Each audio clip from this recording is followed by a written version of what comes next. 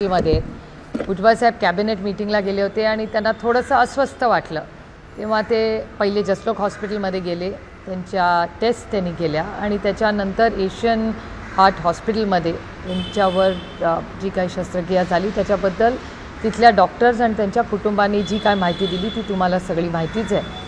आणि अर्थातच गेले अनेक दिवस सातत्याने त्यांच्या कुटुंबाच्या कॉन्टॅक्टमध्ये मी होते आणि ICUमध्ये असताना जाणं योग्य नाही म्हणून ते नॉर्मल रूममध्ये आल्यानंतर मी आज त्यांना भेटायला गेले। ते अतिशय म्हणजे टिपिकल भुजबळ साहेबांच्या मूडमध्ये होते, अतिशय चांगली त्यांची तब्येत आहे, त्यांना आज उद्यामध्ये डिस्चार्जही मिळणार आहे। त्याच्यामुळे भुजबळ साहेबांना फुल फॉर्ममध्ये बघून मनापासून खूप आनंद आणि समाधान वाटलं।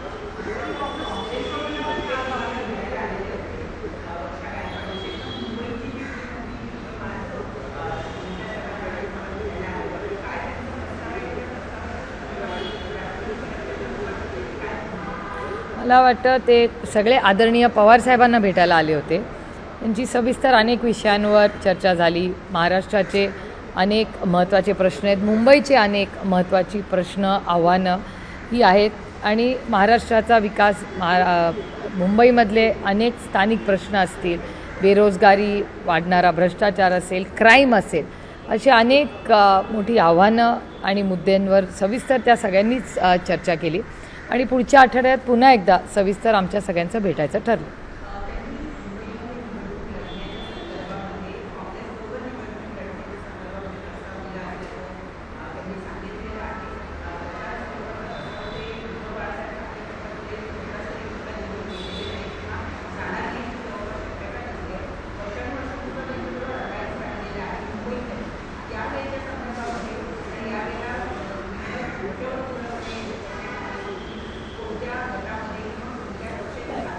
मला असं वाटतं अशी काही एवढी काही फोकस चर्चा झाली नाही। काँग्रेसबरोबर नेहमीच आमची सहकार्याची भूमिकाच कालही होती, आजही आणि उद्याही राहील। त्यामुळे पुढच्या काही दिवसामध्ये ही खूपच प्राथमिक मीटिंग होती, अनेक वेगळ्या वेगळ्या विषयांवर चर्चा झाली। त्यामुळे पुढच्या आठवड्यात पुन्हा एकदा बसायचं ठरवलं आहे। त्याच्यामुळे एक आठवड्यानंतर खरंच मला तुम्हाला पारदर्शकपणे काय नक्की ठरतं आहे ह्याच्यावर सांगणं संयुक्तिक राहील, कारण का अशी काही स्पेसिफिक हा तो ही ती अशी काही चर्चा झाली नाही।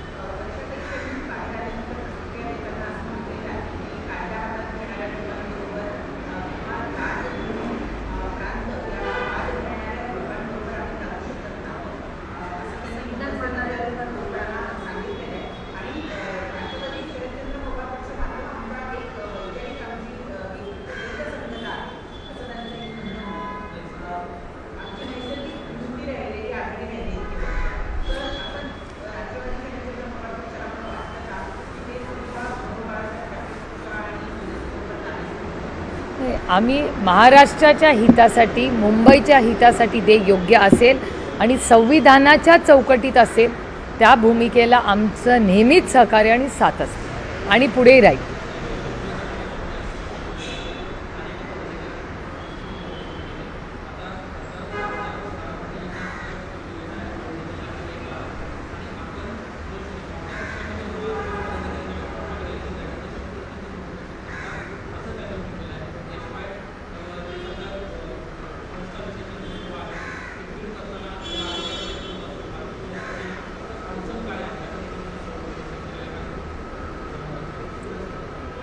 एकतर कोणी मी स्वतः कुठलंही पत्र माझ्याकडे आलेलं नाही, मी पत्र ते पाहिलेलं नाही, माझ्या रेकॉर्डवर माझ्या ऑफिसमध्ये असं कुठलंही पत्र आलेलं नाही आणि ते मला का पत्र लिहित आहेत हे मला समजतच नाही आहे। याचं कारण असं की मी महाराष्ट्राच्या माननीय मुख्यमंत्र्यांना ड्रग्ज विरुद्ध मोहीम करू असं पत्र मी माननीय मुख्यमंत्र्यांना लिहिलं आहे। त्याच्यामुळे ते जस्टिफिकेशन करून मला का पत्र लिहितात ह्याचं मला म्हणजे हे माहिती नाही आणि जरूर पत्र वाचूनही तुम्हाला उत्तर हवं असेल तर तेही मी देईन। पण पहिला माझा मुद्दा आहे की ड्रग्ज प्रकरणाची जी काही माझ्या भावना होत्या, एक आई म्हणून, एक नागरिक म्हणून आणि एक लोकप्रतिनिधी म्हणून, त्या मी माननीय मुख्यमंत्र्यांकडे मांडल्या होत्या। तो एक मुद्दा। तर त्यांनी हे पत्र आणि जस्टिफिकेशन माननीय मुख्यमंत्र्यांना द्यायला पाहिजे होतं, ते मला का जस्टिफिकेशन देत आहेत माहिती नाही। आणि दुसरा, हॉस्पिटलचा आरोप मी नाही त्यांच्यावर केला, दोन गोष्टी तुम्ही सगळ्यांनी बघितल्या पाहिजेत की ड्रग्सचा जो प्रवेश होता हा तुमच्या सगळ्या चॅनल्सनी दाखवला. त्याच्यात मी रेफरन्सही घेतलेला आहे माननीय मुख्यमंत्र्यांच्या पत्रात. मी माननीय मुख्यमंत्र्यांना असं पत्र लिहिलं की माननीय मुख्यमंत्री साहेब, आजच्या सगळ्या वर्तमानपत्रात आणि चॅनल्सवर अशी बातमी आलेली आहे ड्रग्स प्रकरणात, आणि मी पुन्हा सांगते की ड्रग्स प्रकरणात कोणीही ड्रग्सची तस्करी, म्हणजे आमच्या पक्षाचा तुमच्या पक्षाचा कुठलाही संघटनेतला माणूस, त्याच्याबद्दल आपण झिरो टॉलरन्स असला पाहिजे. आणि जर माननीय मुख्यमंत्र्यांनी ड्रग्ज मुक्त महाराष्ट्र असा कुठलाही कार्यक्रम केला तर आमचे सगळे राजकीय मतभेद सोडून आम्ही माननीय मुख्यमंत्र्यांच्या मागे ताकदीने उभं राहू. हे मी वारंवार तुमच्यासमोर बोललेले आणि मी आज बोलत नाही आहे. त्याच्यामुळे हे ड्रग्सचं एक्सप्लेनेशन हे त्यांनी माननीय मुख्यमंत्र्यांना द्यायला पाहिजे. आणि थोड्या काही गोष्टी तुम्हालाही माहिती असल्या पाहिजेत याची काही नाही की त्यांच्यावर ही ड्रग्सची केस आली कधी, हे माझी सगळी माहिती वर्तमानपत्र आणि चॅनल्सची आहे. आणि कुठल्याही चॅनलला आणि वर्तमानपत्राला हा डेटा हवा असेल तर सगळा डेटा काढणं फार काही अवघड नाही. 15 ऑक्टोबर 2025ला ड्रग्सची केस झाली एक तर, आणि ह्याची सगळ्याची बातमी सकाळी 7-7:30ला तुमच्या सगळ्या चॅनल्सनी दाखवली. त्या दिवशी सकाळी त्याच्यानंतर एका तासांनी मी एक आई म्हणून, लोकप्रतिनिधी म्हणून आणि एक महिला म्हणून आणि एक जबाबदार भारतीय नागरिक म्हणून मी ते पत्र माननीय मुख्यमंत्र्यांना लिहिलं. आणि योगायोगाने ते महाराष्ट्राचे मुख्यमंत्री पण आहेत आणि महाराष्ट्राचे ते होम मिनिस्टर पण आहेत. तो हा पहिला मुद्दा. दुसरा मुद्दा, जर म्हणजे मी पत्र वाचलेलं नाही, हा माझा जरा म्हणजे योग्य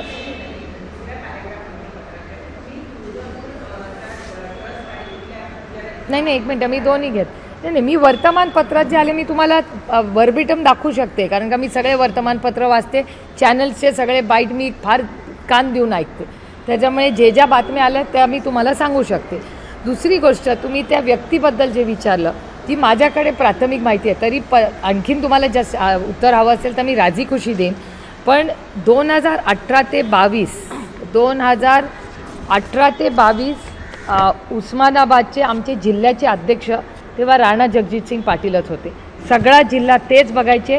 मेंबरशिप ड्राईव्हची आमच्या पक्षात अशी पद्धत आहे की जिल्हा अध्यक्षाकडे फॉर्म जातात, विश्वासाच्या नात्याने जिल्हा अध्यक्ष पुढे ते देतो, ते भरतात आणि परत येतात. आम्ही काय जाऊन चेक करत नाही, कारण का आमच्या जिल्हा अधिकाऱ्यांवर पूर्ण विश्वास आहे. त्याच्यामुळे तेव्हा राणादादा पक्षात होते, त्यांचा सगळा मान सन्मान होत होता, कालही, आज आणि उद्याही. आणि त्याचबरोबर तेच तेव्हा जिल्ह्याचे अध्यक्ष होते. त्याच्यामुळे तेच हे उत्तर देऊ शकतील की ते कधी राष्ट्रवादी, आणि तेव्हा राणा जगजितसिंग जीही राष्ट्रवादी काँग्रेस पक्षाचंच होते. त्याचबरोबर दुसरी गोष्ट त्यांनी जी सांगितली, मी आपला ऑफहँड तुम्ही विचारताय म्हणून सांगते की आम्ही तेव्हा मेंबरशिप घेतली आणि त्याच्यानंतर 2022मध्ये आम्ही पुन्हा मेंबरशिप ड्राईव्ह घेतला. त्याच्यात या व्यक्तीचं नाव आम्हाला तरी कुठे आढळलं नाही, कारण का 2019मध्ये, माझं कदाचित वर्ष चुकतही असेल, पण 2019मध्ये मला आठवत असेल व्यवस्थित तर 2029मध्ये कमळ चिन्हावर भारतीय जनता पक्षाकडूनच राणा जगजितसिंग पाटील हे इलेक्शन लढले. त्यानंतर आमच्याकडे जी मेंबरशिप झाली 2022मध्ये, तेव्हा ही व्यक्ती आमची मेंबर नाही. मी हे सगळं तुम्हाला कागदपत्र दाखवायला तयार आहे. आणि तुळजापूरला नगराध्यक्ष कधी होते? 2012मध्ये. 2012मध्ये त्यांच्यावर कुठलाही आरोप नव्हता. तेव्हा पक्ष एक होता आणि त्यांचे वडील, मला अजूनही आठवतं, राणा पाटलांचे वडील आदरणीय, आमच्यासाठी सन्माननीय आदरणीय पवारसाहेबांबरोबर 5-6 दशकं ज्यांनी प्रेमाने विश्वासाने काम केलं, असे आदरणीय वंदनीय आम्हाला त्यांचे वडील हे तेव्हा तिथले स्थानिक खासदार होते आणि सगळं तेच बघायचे. त्यामुळे तेव्हा काही विषयच नव्हता. विश्वासाच्या नात्याने गुणागोविंदाने आम्ही सगळे एकत्र राहत होतो आणि तेव्हा राष्ट्रवादी काँग्रेस पक्ष एक होता. तो विभाजन झाल्यानंतर कोर्टात केस झाली, तुम्ही सगळ्यांनीच पाहिली. त्या काळामध्ये विभाजन झाल्यानंतर आणि राणादादा भारतीय जनता पक्ष गेल्यानंतर कुठलाही डेटा आमचा तरी ती व्यक्ती राष्ट्रवादी काँग्रेस पक्षात आहे किंवा आमची मेंबर आहे असा माझ्याकडे कुठला डेटा नाही. त्यांच्याकडे जर असेल तर जरूर त्यांनी द्यावा. आणि कोणी कुठल्या पक्षात जावं हा प्रत्येक पक्षाचा अंतर्गत प्रश्न आहे. मी एक विनम्रपणे, मी राणादादांवर कालही आरोप केला नाही, आजही करणार नाही आणि मला विश्वास आहे की ती उद्या त्यांच्यावर आरोप करायची वेळही आणणार नाही. मी माननीय मुख्यमंत्र्यांना पत्र लिहिलं आहे की ड्रग्सच्या बाबतीत आपण सगळ्यांनी, आणि ही बातमी कुठून आली, ही बातमी सगळ्या चॅनलनी सकाळी लावली. 7:30 वाजता सगळे चॅनल मी चेक केले, सगळ्या चॅनलनी ही बातमी लावली. त्याचा आधार घेऊन मी माननीय मुख्यमंत्र्यांना ड्रग्सच्या विरोधात आपण लढलं पाहिजे हे पत्र लिहिलं. एक. आणि दुसरं, हॉस्पिटलचा आरोप मी केलेलाच नाही आहे. हॉस्पिटलचं त्यांनी ते पत्र मला लिहायच्याऐवजी अर्धं पत्र माननीय मुख्यमंत्र्यांना एक्सप्लेनेशन द्यायला पाहिजे होतं. पण उरलं अर्धं पत्र त्यांनी अंजलीताई दमान यांना लिहायला पाहिजे होतं. कारण का आरोप अंजलीताई दमान यांनी केला आहे, मी आरोप नाही केला.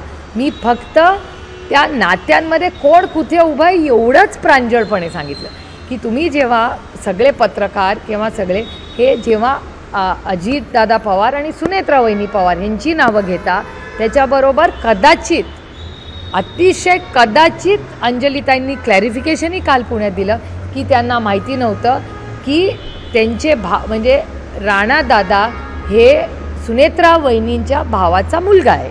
हे त्यांना माहिती नसेल ना, काय सगळ्यांना सगळं माहिती असलं पाहिजे हा आग्रह कशासाठी. त्याच्यामुळे कदाचित अंजलीताईंनी ती लिंक किंवा ते नातं त्यांना माहिती नसेल. आणि मी हॉस्पिटलबद्दल बोललेच नाही आहे, मी लिमिटेड. त्याच्यामुळे राणादादा एवढं मोठं एक्सप्लेनेशन मला का देत आहे ह्याचं उत्तर माझ्याकडे खरंच नाही आहे. एवढं जस्टिफिकेशन का देत आहे, त्यांनी जस्टिफिकेशन मला द्यायच्याऐवजी अंजलीताई आणि राज्याला दिलं पाहिजे आणि ड्रग्सचं त्यांच्या पक्षाला दिलं पाहिजे, मला कशाला देत आहे. आणि दुसरी गोष्ट, हॉस्पिटलच्या बाबतीत ते काय एक्सप्लेनेशन दिलं मला माहिती नाही, पण माझी विनंती आहे सगळ्यांनाच की काही मॉडेल्स करायचे असतील तरी हे जे CSR असतं, का नाही मग CSRवर हे PPP मॉडेल जे काय चांगलं अयोग्य आहे. माझं म्हणणं आहे की आपण सगळे टॅक्स भरतो, आपले सगळा निधी हा सर्वसामान्य मायबाप जनतेसाठी हा टॅक्स आहे. आणि त्याचबरोबर आयुष्यमान भारत नावाचा अतिशय उत्तम कार्यक्रम तुम्ही केला असं सरकारच म्हणतं ना केंद्राचं. मग आयुष्यमान भारतसारखी मोठी स्कीम मोदी साहेबांनी केलेली असताना CSRच्या माध्यमातून टाटा, बिर्ला, अडानी, अंबानी सगळे हॉस्पिटल्स काढतायत, ते CSRवर काढतात आणि 100% गरीब कष्ट करणाऱ्यांना ते पैसे मिळतात. मग हे CSRवर का नाही आपण चालू शकत, हाही एक विचार आपण मांडला पाहिजे. त्याच्यामुळे मी ही विनंती करते महाराष्ट्र सरकारला की PPP मॉडेल करायच्याऐवजी टाटांनी एवढं मोठं हॉस्पिटल कॅन्सरचं बांधलं, अंबानींनी आता आपल्याला आठवत असेल कोविडच्या काळात रिलायन्स फाउंडेशननी एवढं मोठं कोविडचं काम केलं, तर CSRच्या माध्यमातून का नाही आपण हे करत. हे मला आता सुचलं आहे, तुम्ही मला हा प्रश्न विचारल्यावर तर मी आरोग्यमंत्र्यांना पत्र लिहिणार आहे की आपण CSRमधूनच हे PPP मॉडेल जर कॉन्फ्लिक्टमध्ये असेल आणि त्याच्यावर प्रश्नचिन्ह समाजात विचारत असतील तर तुम्ही CSRवर चालवा या गोष्टी. नाही तर आयुष्यमान भारत हा अतिशय चांगला उपक्रम तुम्हीच म्हणता भारत सरकारने सुरू केला, तर माननीय प्रधानमंत्री आणि केंद्राचे आपले जे आरोग्यमंत्री आहेत त्यांचं मार्गदर्शन घेऊया.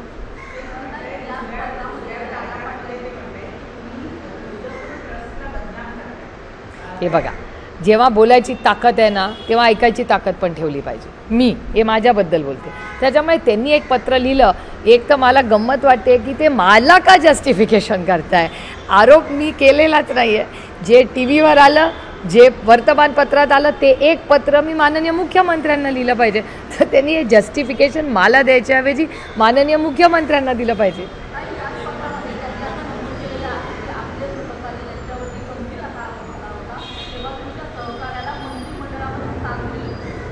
कुठल्या, आता कुणाला माहिती नाही ना. माझं म्हणणं आहे की राणादादांना मी लिटरली जन्मापासून ओळखते. त्यांनी म्हणजे त्यांना एवढ्या ते अस्वस्थ असतील या सगळ्या गोष्टींबद्दल, त्यांच्याकडे माझा नंबर आहे, त्यांनी मला फोन करावा, भेटायला यावं, मी भेटायला जाईन, मला काही प्रॉब्लेम नाही आहे.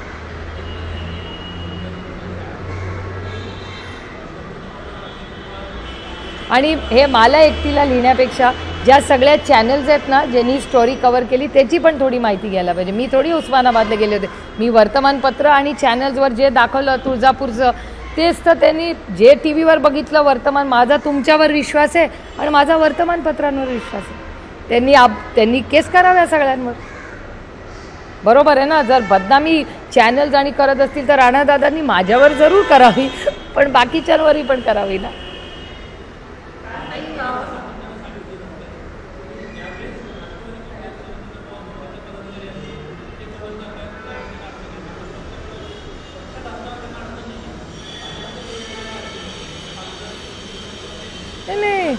पालघरचं काशीनाथची गोष्ट तुम्हीच मला सांगा ना. आरोप मी केला का पालघरचा? काशीनाथ आमचा माणूस आहे. आजही मी म्हणते माझ्या माहितीप्रमाणे काशीनाथने काही नाही केलं. आरोप कोणी केले? भारतीय जनता पक्षाने आरोप केले. मग जर भारतीय जनता पक्षाने आरोप केले तर त्यांनी मग क्लीन चिट देताना पण सांगितलं पाहिजे की हो माझी चूक झाली, तेव्हा काशीनाथवर खोटे आरोप झाले. एवढंच माझं म्हणणं आहे. मी कुठे म्हणते तुम्ही आरोप कुणावरही करा. कसं आहे, असं नाही होऊ शकत की भारतीय जनता पक्षाने येऊन आरोप करून पळून जायचं आणि नंतर प्रवेश. आरोप मी कुणावर आरोप केला हा सांगा ना. डेटा तुम्ही आपण माझं काय म्हणणं आहे, डेटा ड्रिव्हन डिस्कशन करूया. मी कुणावर आरोप केले तर नंतर पक्षात प्रवेश घेतलाय हे तुम्ही दाखवा, आणि भारतीय जनता पक्षाने कुणाकुणावर आरोप केलेत आणि त्यांच्याकडे पक्ष घेतलाय ह्याचा डेटा आपण let data speak louder than words. कशासाठी बाकीची चर्चा करायची?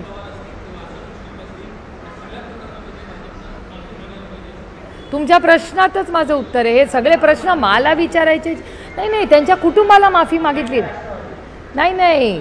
त्यांनी कुटुंबाची माफी मागितली पाहिजे. मुश्रीफ साहेबांच्या बायकोची माफी मागितली पाहिजे. कारण का त्यांची बायको त्यांची मुलं का दुःखातून गेलेत हे मी पाहिलेलं आहे. नवाबबाईंच्या फॅमिलीची माफी मागितली पाहिजे. अजित पवारांच्या सगळ्या फॅमिलीची माफी मागितली पाहिजे. त्याच्यानंतर भुजबळ साहेबांच्या सगळ्या अनिल देशमुखांचा प्रवेश नाही ना. मग जेवढे आमचे तेवढे वाईट, त्यांचे सगळे चांगले. त्याच्यामुळे आपण आमचे सगळे बाजूला ठेवूया. पण एवढं तर मान्य करता का की मुश्रीफ साहेबांची फॅमिली, भुजबळ साहेबांची फॅमिली, अजून अजित पवारांची फॅमिली, अजून कोणाची फॅमिली आपण लिस्टच काढून बसूया ना. भुजबळ साहेब, मुश्रीफ साहेब, नवाब मलिक बाईंची काय काय हाल झाले नवाबाईंचे मी पाहिलेले. कोर्टात आणि आर्थर रोड जेलला कोण गेलं? मीच गेले ना. त्यांची कुटुंब काय दुःखातून गेले ते मी जवळून पाहिलेलं आहे. कोर्टाच्या केसेस रकाणे त्या सुनाले की कशा वाचल्यात, काय लढले हे मी पाहिलं. त्याच्यामुळे जर भारतीय जनता पक्षाने ज्यांच्यावर आरोप केले त्यांनी स्पष्टपणे सांगावं की ठीक आहे आम्ही तेव्हा जे आरोप केले हे खोटे होते. मला काय प्रॉब्लेम नाही, आनंद आहे ना.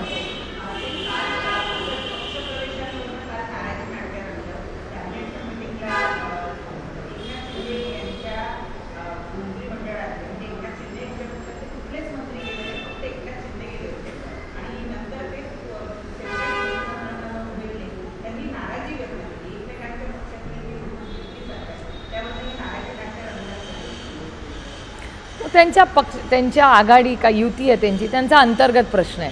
कारण सगळ्याच पक्षातून सगळे रिव्हॉल्विंग डोअरसारखे फिरत आहे. म्हणजे राष्ट्रवादी काँग्रेस पक्षातून सोलापूरला किती लोक घेतले, परवा बीडलाही एक प्रवेश झाला. मला त्यांचं फर्स्ट नेम आठवत नाही, क्षीरसागर आडनाव आहे मला माहिती आहे, योगेश क्षीरसागरांचा प्रवेश झाला. त्याच्यामुळे त्यांचं काय निर्णय प्रक्रिया त्यांच्या युतीमध्ये ठरली आहे याचं मला खरंच माहिती नाही. पण एक गोष्ट हे मी अकॅडमिक म्हणते, मी कुणावरही टीका करत नाही आहे. त्याच्यामुळे बाईट दाखवणार असाल तर पूर्ण दाखवा. माझी अजिबात कुणावर टीका नाही आहे. पण एक अकॅडमिक महाराष्ट्रावर प्रेम करणारे आणि अनेक वर्ष संसदेत काम करणारी व्यक्ती म्हणून मी एक खूप विनम्रपणे विनंती करते सगळ्यांना की कॅबिनेट मिस करू नका. याचं कारण असं, कॅबिनेट वेगळी आणि पक्ष अंतर्गत वेगळं. कारण का कॅबिनेटमध्ये मायबाप जनतेचे प्रश्न सोडवले जातात, तिथे राजकारण येऊ नये.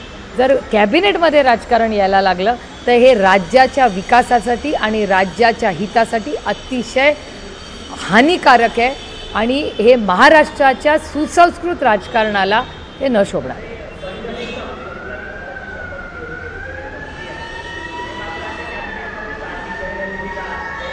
हे बघा, अनेक वेळा कोणी इलेक्शनला असू शकतं का. हां,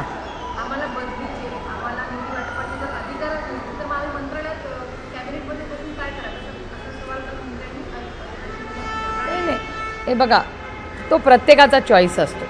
जर तुम्ही एका कामासाठी जात असाल आणि कामच होत नसतील तर राजीनामा द्यायचा हा ऑप्शन सगळ्यांना आहेच ना. तर तुमच्या मनाविरुद्ध किंवा महाराष्ट्राच्या हिताचं एका ठिकाणी जर काय नीट चालत नसेल तर जर महाराष्ट्राचं हित जपण्यासाठी जर तुमचं सरकार आहे आणि त्याच्यातच जर तुम्हाला न्याय देऊ शकत नसेल तर स्टेप डाऊन. राज्याच्या हितासाठी आपण आहोत ना, आपण सेवेसाठी आलेलो आहोत इथे.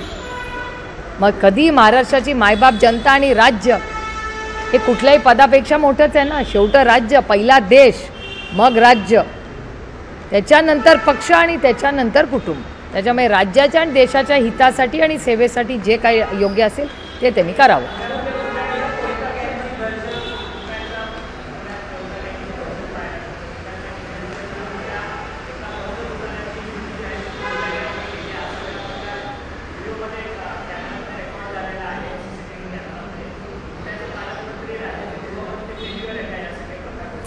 मी हे आधी बोललेले आहेत. मी गेले 1-1.5 वर्ष तुम्हाला डेटा ड्रिव्हन सांगते. मी कधी आरोप करत नाही, मी डेटा ड्रिव्हन गोष्टी सांगते. डेटा काय सांगतो की डेटा असं सांगतो की महाराष्ट्रामध्ये क्राईम वाढला आहे का? हो. आणि नुसता महाराष्ट्रात नाही, महाराष्ट्रात सगळ्यात जास्त क्राईम वाढला आहे पुणे जिल्ह्यामध्ये. हा माझा डेटा नाही, हा केंद्र आणि महाराष्ट्र सरकारचा डेटा आहे. आदरणीय माननीय मुख्यमंत्री आठवड्यातून 2दा तरी पुण्याला जातात. माझी विनम्र विनंती आहे महाराष्ट्राच्या माननीय मुख्यमंत्र्यांना की तुम्ही आढावा घ्या, पोलीस यंत्रणा काय करते, का त्या वर्दीचा भीती राहिली नाही पुणे जिल्ह्यात. काहीतरी चुकतंय ना. पुणे जिल्हा हा एक सुसंस्कृत जिल्हा आहे. शिक्षणाचं माहेरघर म्हणून पुण्याची ओळख आहे. त्या पुण्यामध्ये आज कोयता गँगबद्दल वारंवार गोष्टी येतात. ही आम्हाला अस्वस्थ करणारी गोष्ट आहे आणि याची इन्क्वायरी झालीच पाहिजे. आणि माझी अपेक्षा आहे की महाराष्ट्राच्या मुख्यमंत्र्यांनी पुणे शहराला न्याय द्यावा. कुठेतरी हा क्राईम थांबवण्यासाठी त्यांनी काहीतरी नवीन योजना केल्या पाहिजे.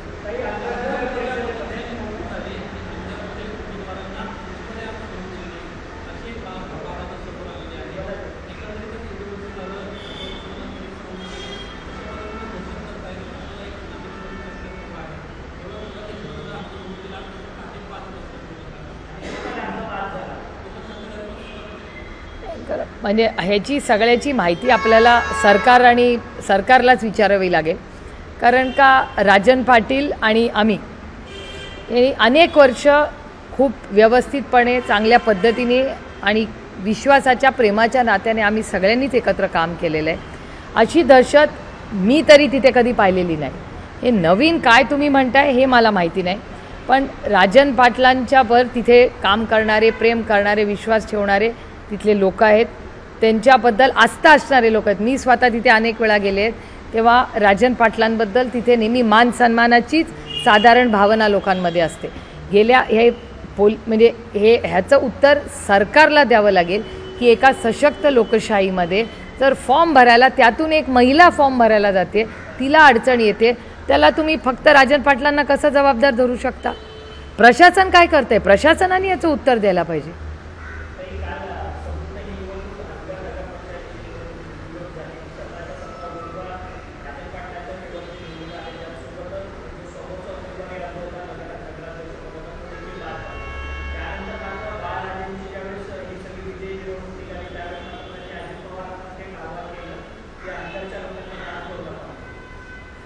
मी काही कुठल्या चॅनलवर किंवा वर्तमानपत्रात हे वाचलेलं नाही. माहिती आल्यावर तुम्हाला कळेल, पण मी काय पाहिलेलं नाही. झालं मराठी झालं सगळं.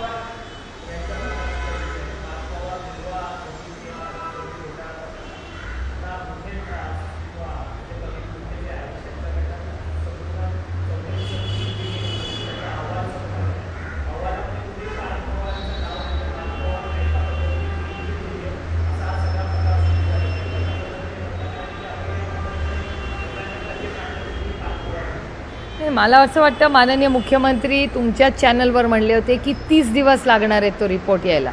त्याच्यामुळे मला वाटतं 30 दिवस आल्यावरच खरं कळेल आपल्याला काय त्याचं आहे. कारण मला आठवतं आहे माननीय मुख्यमंत्री म्हणले होते की 30 दिवसात सगळी माहिती कळेल. त्याच्यामुळे मला वाटतं ते सगळे यायची वाट बघूया.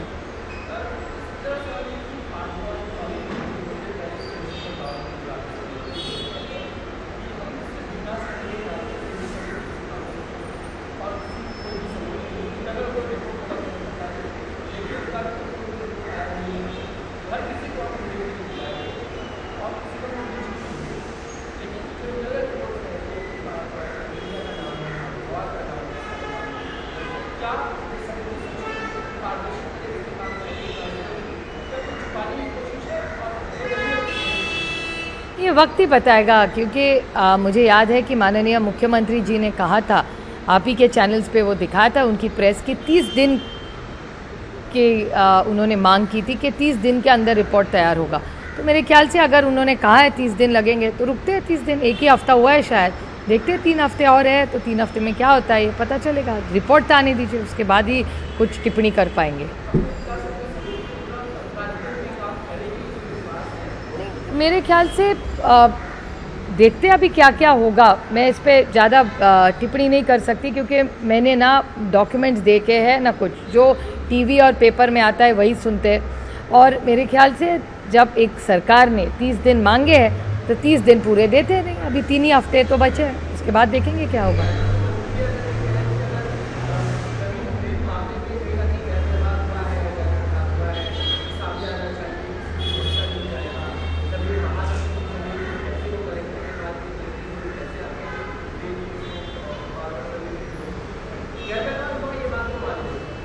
ये मेरे ख्याल से बावनकुळे जी और माननीय मुख्यमंत्री जी का जो स्टेटमेंट आया है वो आप सबने सुना है, आपके चैनल्स पे ही दिखाया है। तो मेरे ख्याल से जब तक 30 दिन में रिपोर्ट नहीं आती उसके लिए रुकना चाहिए ऐसे मुझे लग रहा है, क्योंकि मैंने तो कोई डॉक्यूमेंट्स भी नहीं देखे, तो वो गैर जिम्मेदारी होगी मेरी कुछ भी टिप्पणी करना।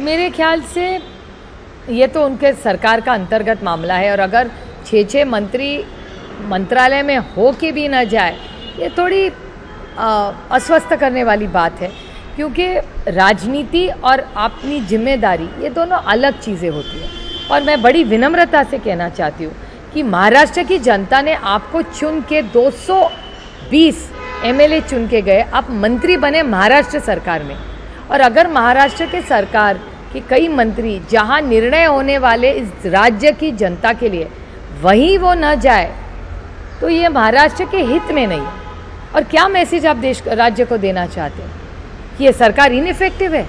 ये बहुत चिंता की बात है। अगर 6 8 मंत्री अगर सरकार में माननीय मुख्यमंत्री जी जो चेयर कर रहे मीटिंग उसमें न जाए तो ये बहुत चिंता की बात है। मुझे नहीं लगता महाराष्ट्र में ऐसे पहले कभी हुआ है, और अगर हुआ है कल भी हुआ होगा और आज भी हुआ है, तो जो गलत है वो गलत ही है, ये किसी के राज्य के हित में नहीं है। तो सही सामने ही तो है ना मतभेद, और क्या कहने की ज़रूरत है? सब चीज़ क्या बोलना ज़रूरी होता है? लाइव चैनल्स पे दिख ही रहा है।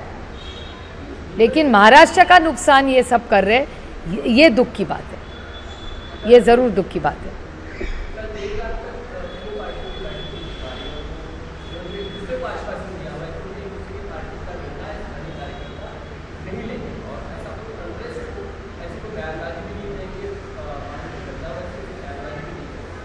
ये उनका अंतर्गत मामला है, उनको क्या करना है। लेकिन एक 30-40 दिन से आप देख रहे हैं, रोज आप ही तो ब्रेक करते हैं ना रिव्यू, जिस तरह से सरकार चल रही है। और 220 इतना बड़ा मैंडेट महाराष्ट्र के लोगों ने इनको विश्वास के नाते दिया, ऐसा समझ लेते। अभी वोट चोरी का मामला मैं थोड़ा अलग रखूँ थोड़े टाइम के लिए, फिर भी 220 इनके एमएलएज होने के इन्हों तो अभी तक तो कितना अच्छा प्रशासन करना चाहिए। लेकिन लड़ाई बंद होगी तो ही प्रशासन करेंगे ना।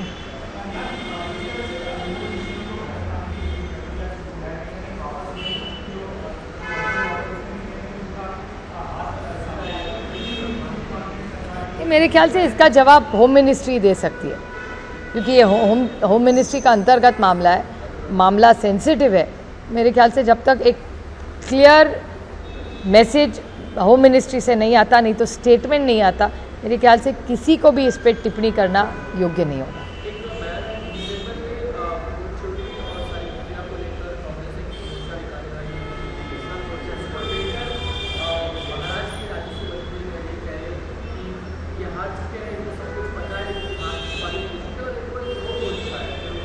देखिए, एक सशक्त लोकतंत्र में उनको टीका टिप्पणी करने का अधिकार है, और हमें मोर्चा करने का अधिकार संविधान ने, भारत रत्न डॉक्टर बाबा साहेब अम्बेडकर ने हमें दिया है।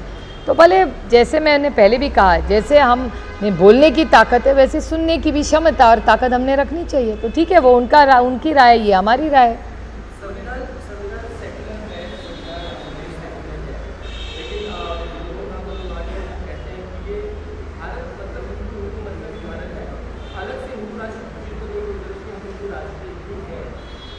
ये एक सशक्त लोकतंत्र में हर एक नागरिक को बोलने का अधिकार है। उनको जो लगता है वो बोले, वो जो उनको ठीक लगे।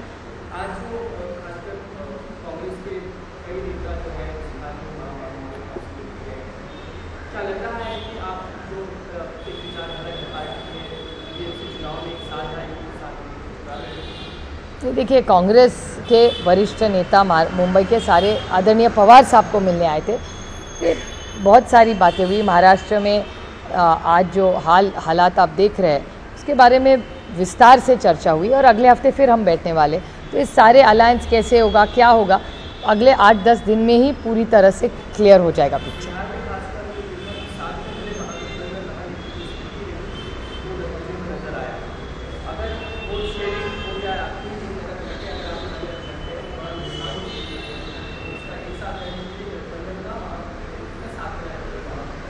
ये बहुत अच्छा आपका सुझाव है, ज़रूर इसके बारे में हम लोग पार्टी में भी चर्चा करेंगे।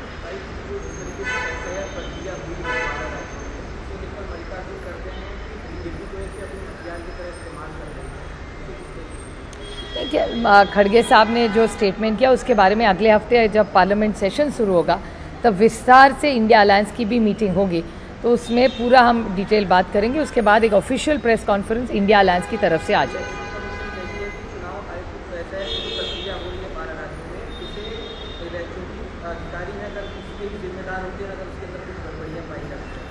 मैं बड़ी विनम्रता से कहना चाहती हूँ कि मेरा बहुत विश्वास इलेक्शन कमीशन पे था, है और रहेगा, लेकिन जिस तरह से मैं लड़ी हूँ और जिस तरह से हमने देखा है जब हमारी पार्टी की भी केस हुई थी, जिस तरह से वह, मैं दुख के साथ कह रही हूँ कि एक हमारे पूर्वजों ने लड़ाई लड़ी इस राज्य के लिए, इस देश के लिए, कि हमें स्वतंत्र मिले और खुद से हम चलाए। लेकिन इलेक्शन कमीशन का जो बर्ताव, आज माहौल, क्योंकि उनके बारे में जो इमेज हो रहा है देश में या टीवी पे या वर्तमान पत्र में, ये उनके लिए या देश के लोकतंत्र के लिए हानिकारक है या नहीं, ऐसे भी लोग आज कह रहे हैं इस देश में। तो ये बहुत चिंता की बात है।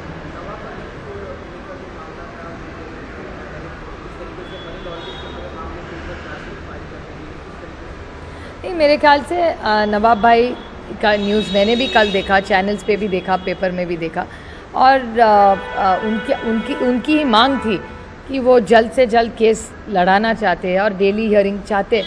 तो शायद उनके लॉयर्स ने कुछ बोला होगा, लेकिन मेरे ख्याल से तब भी हमेशा नवाब भाई ने कहा है कि उन्होंने कुछ गलत नहीं किया है। तो सत्यमेव जयते, सत्य को न्याय मिलेगा।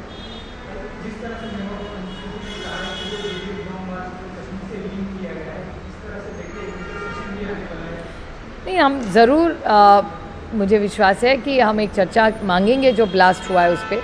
तो इंडिया अलायंस से मांग होगी कि होम मिनिस्ट्री या सरकार की तरफ से जवाब आना चाहिए और देश को पता चलना चाहिए कि क्या सचमुच दिल्ली में हुआ है।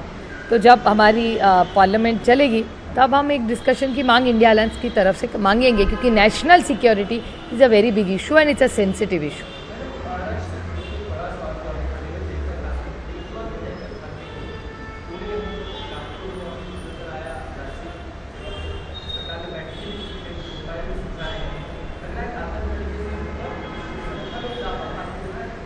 मेरे ख्याल से अमोल कोल्ले जी, हमारे शिरूर के जो सांसद है, वो पूरी लड़ाई लड़ रहे हैं। वो जाके भूपेंद्र यादव जी से भी दिल्ली मिले, यहाँ भी गणेश नाइक जी से उनकी भी बात हुई।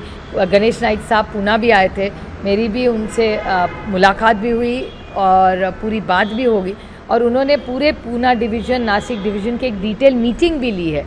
तो मेरे ख्याल से ये जो अटैक्स हो रहे हैं, ये जो मैन एनिमल कॉन्फ्लिक्ट जिसको कहते हैं, आपको याद होगा ताडोबा में पहले अटैक्स हुआ करते थे, और बहुत सारे वहाँ भी एनजीओज़ है जो फील्ड में मैन एनिमल कॉन्फ्लिक्ट में काम करते हैं। तो यहाँ भी जो हो रहा है, मैं कल किसी ने कहा, सच झूठ मुझे पता नहीं, मैंने इन्फॉर्मेशन कलेक्टर से मांगी है कि कोई यहाँ जा रहा था महाबलेश्वर, और उन्होंने वहाँ शेर देखा है। तो मेरे ख्याल से ऐसी भी चीज़ें बाहर आ रही है। तो ये जो डेवलपमेंट हो रहा है उसमें मैन एनिमल कॉन्फ्लिक्ट जो हो रहा है, इसके कारण शायद ये चीज़ें बढ़ रही है। लेकिन इसके बारे में एक होलिस्टिक अप्रोच लेके कुछ सोल्यूशन निकालना पड़ेगा। लेकिन मेरा विश्वास है कि गणेश नाइक जी जो बहुत अच्छे यहाँ मंत्री है, और केंद्र में भी भूपेंद्र यादव जी एक बहुत अच्छे मंत्री है। तो दोनों से मेरी उम्मीद है कि दोनों की मदद से यहाँ कुछ तो अच्छा एक लॉन्ग टर्म सोल्यूशन हम निकाल पाए।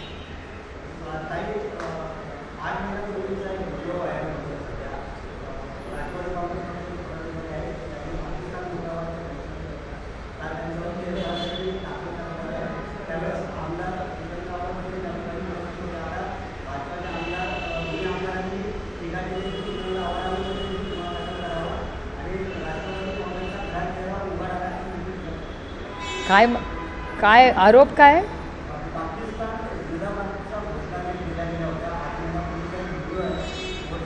नाही नाही ठरलं, पण तिथे कोण होतं?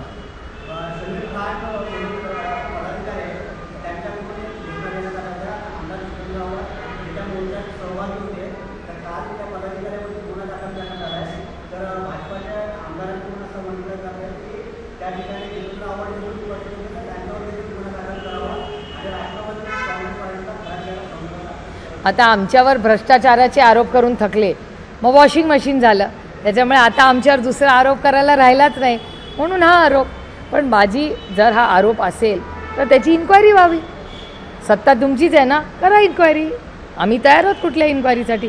आणि जर हा आरोप जितेंद्र आव्हाडांवर झाला असेल तर मी स्वतः जितेंद्र आव्हाडांची बोलीन. आणि माझा जितेंद्र आव्हाडांवर पूर्ण विश्वास आहे की ते असं कधीही अशी कुठलीही देशाच्या विरोधात किंवा अशी कुठलीही कृती जितेंद्र आव्हाड करणार नाहीत. हा विश्वास माझा जितेंद्र आव्हाडांवर आहे.